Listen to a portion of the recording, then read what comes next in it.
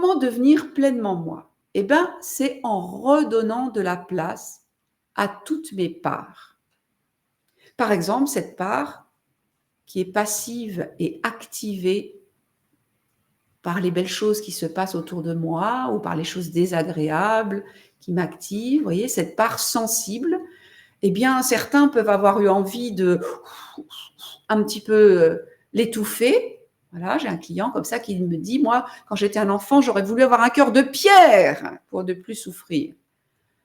Eh bien, aujourd'hui, je souhaite à tous les cœurs de pierre de redevenir des cœurs de chair. Hein, voilà.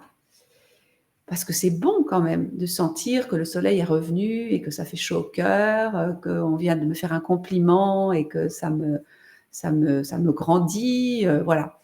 Donc, devenir pleinement soi, c'est redonner de la place à ce corps-ça qui est sensible et qui est très, très important pour que la vie soit colorée et belle. C'est aussi redonner de la place à ce jeu positif aux côtés du jeu négatif qui s'occupe de ma survie. C'est donner de la place à ce jeu aligné qui me met en lien avec mon être, avec qui je suis vraiment depuis toujours. Voilà.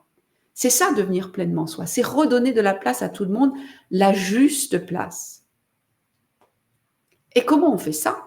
On fait ça avec notre jeu positif, typiquement. Hein, avec cette part de nous qui sait observer, comprendre, discerner, décider et agir. Oh là, jeu négatif. Retourne à la cave, s'il te plaît.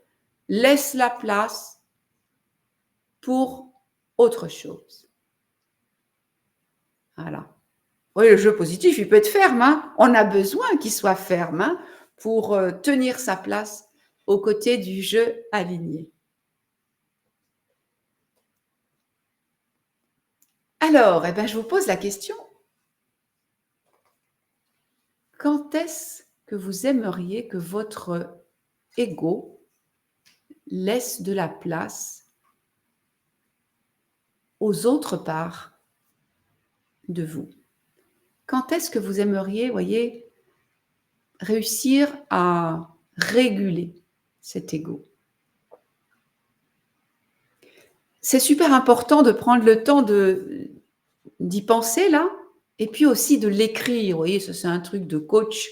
Si vous l'écrivez là, c'est déjà un premier pas que vous avez fait vers ce progrès. Quand est-ce que vous aimeriez réussir à mieux réguler votre ego? Dans quelle situation qui revient un petit peu régulièrement?